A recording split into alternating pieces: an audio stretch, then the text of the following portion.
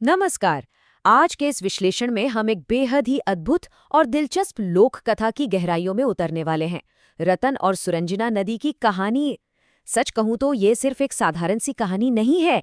ये एक ऐसे गरीब और सीधे साधे बांसुरी वादक की कहानी है जिसका संगीत देवताओं तक को अपना दीवाना बना देता है। ये पूरा सफर हमें दिखाएगा कि कैसे संगीत, प्रकृति और किसी इंसान की सच्ची निष्ठा मिलकर उसका जीवन हमेशा के लिए बदल सकते हैं। तो चलिए बिना किसी देरी के इस जादुई सफर की शुरुआत करते हैं। अब जरा सोचिए, एक ऐसा इंसान जिसके पास ना कोई दौलत है, ना ही कोई ताकत, वो समुद्र की उफनती लहरों और उसके क्रोध को कैसे शांत कर सकता है? असल में ये सवाल इस पूरी कहानी की जान है। आगे इस विश्लेषण में हम देखेंगे कि इस दुनिया में भौतिक ताकत से भी बड़ी कुछ शक्तियां मौजूद हैं, जो प्रकृति के सबसे भयंकर रूप को भी अपने वश में कर सकती हैं। ये सवाल ही हमें आगे आने वाले जादू और रोमांच की एक छोटी सी झलक दे देता है। तो आइए कहानी के पहले भाग से शुरू करते हैं, बांसुरी वादक का जीवन। अगर हम समाज की नज़र से देखें तो रतन के पास सच में कुछ भी नहीं है। न पत्नी, न बच्चे, न कोई पक्का घर और ना ही कोई पक्की नौकरी। एकदम अभावों भरा जीवन। लेकिन अगर गहराई से देखें तो उसकी असली संपत्ति कुछ और ही है। उसके पास उसकी प्यारी बांसुरी है, सुरंजना नदी का वो खूबसूरत किनारा है और सबसे बड़ी बात, गांव वालों का ढेर सारा प्यार है। गांव वाले उसकी बांसुरी की धुन से इतने खुश रहते हैं कि वे खुद उसे खुशी खुशी खाना खिलाते हैं। मतलब उसे भौतिक चीज़ों की कमी कभी महसूस ही नहीं होती, क्योंकि अंदर से आध्यात्मिक रूप से उसका जीवन बहुत ही समृद्ध है। अब बढ़ते हैं कहानी के अगले पड़ाव पर। भाग 2, सागर राज का उपहार। जरा इस दृश्य की कल्पना करने की कोशिश कीजिए। रतन अपनी ही धुन में मग्न होकर नदी के किनारे बांसुरी बजा रहा है और तभी अचानक पानी के भीतर से एक विशालकाय आकृति बाहर आती है।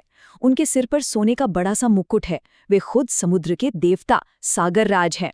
वे रतन की बांसुरी से इतने ज्यादा खुश हैं कि उसे लाल और नीले रंग के बेशकीमती चमकते रत्नों से भरा एक पूरा का पूरा बक्सा भेंट कर देते हैं। सोचिए यह पल कितना हैरान कर देने वाला होगा। रतन को तो ऐसा लगता है जैसे वो कोई सपना देख रहा हो। उसे विश्वास ही नहीं होता कि उसके साधारण से संगीत ने सीधे देवताओं का दिल जीत लिया है। तो यहाँ सबसे अहम बात यह है, ये बक्सा सिर्फ एक उपहार नहीं था, इसके साथ एक बहुत बड़ी शर्त भी जुड़ी हुई थी। देवता ने रतन से ये वादा लिया कि उसे एक बार समुद्र की गहराइयों में आकर उनकी बेटियों को अपनी बांसुरी की धुन सुनानी होगी। ये सिर्फ कोई आम निमंत्रण नहीं था, बल्कि एक ऐसा वचन था जो आगे चलकर इस पूरी कहानी के सबसे बड़े मोड़ का आधार बनने वाला था। और यहीं से हमारी कहानी एक नई दिशा में जाती है। भाग 3, व्यापारी का उदय। ये जानना बड़ा दिलचस्प है कि रतन ने उन बेशकीमती रत्नों का किया क्या। हुआ यूं कि एक दिन उसके एक पड़ोसी ने उसे एकदम सादा, बिना मसालों वाला पुलाव खाने को दिया, क्योंकि उस वक्त गांव में मसाले आसानी से नहीं मिलते थे। बस यहीं से रतन के दिमाग में एक विचार आया। उसने उन जादुई रत्नों को बेच दिया और मसालों का कारोबार शुरू कर दिया। देखते ही देखते उसका व्यापार दालचीनी, लौंग, इलायची और तेज पत्ते जैसे कीमती मसालों के एक बहुत बड़े साम्राज्य में बदल गया। कारोबार इतना बढ़ गया कि वो खुद कई बड़े जहाज़ों का मालिक बन गया। अगर हम रतन के सफ़र को देखें तो जो इंसान अतीत में एक एक निवाले के लिए दूसरों पर निर्भर था, वो अब वर्तमान में एक बेहद अमीर और सम्मानित व्यापारी बन चुका है। इतनी शोहरत के बल्लू चाचा जैसे गांव के बड़े बुजुर्ग उसे अपनी बेटियों से शादी का प्रस्ताव तक देने लगे हैं।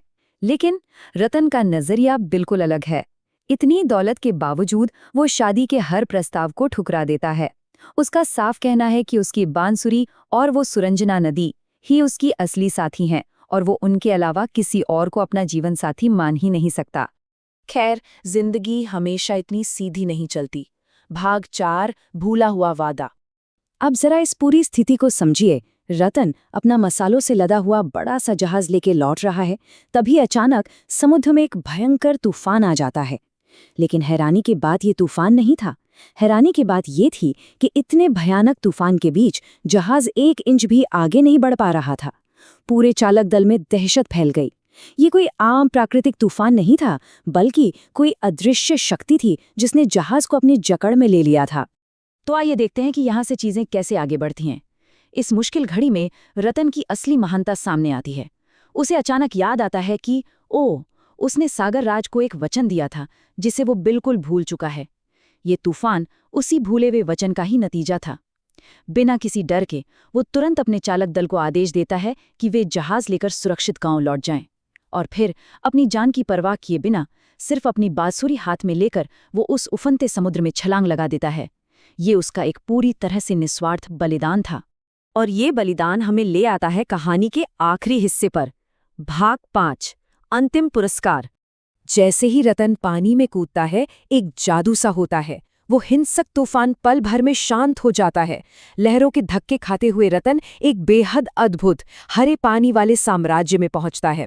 वहां लाल, पीली और नीली मछलियां तैर रही हैं। ये सागर राज का अपना राज्य है।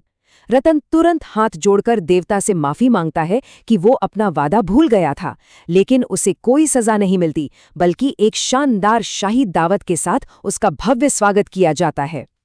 दावत के बाद रतन अपना वचन पूरा करता है। वो अपनी बांसुरी से इतनी मंत्रमुग्ध कर देने वाली धुन निकालता है कि पर्दे के पीछे बैठी सागर राज की बेटियां पूरी तरह मुग्ध हो जाती हैं। देवता इतने ज्यादा प्रसन्न होते हैं कि वे रतन को अपनी किसी भी खूबसूरत बेटी से विवाह करने का प्रस्ताव दे डालते हैं। यह हमारे नायक के लिए सबसे बड़ी परीक्षा थी।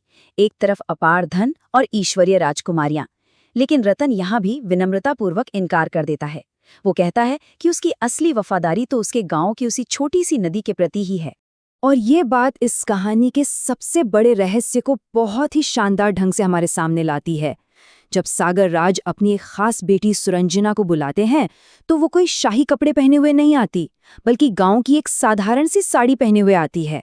रतन उसे देखते ही पहचान जाता है। ये कोई और नहीं, बल्कि उसी सुरंजना नदी का जीवित स्वरूप है, जिसके किनारे बैठकर वो रात रात भर बांसुरी बजाता था।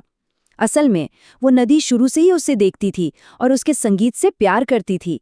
उसकी निष्ठा का फल उसे मिल गया था, और सागर राज के आशीर्वाद से वे दोनों हमेशा के लिए एक हो जाते हैं।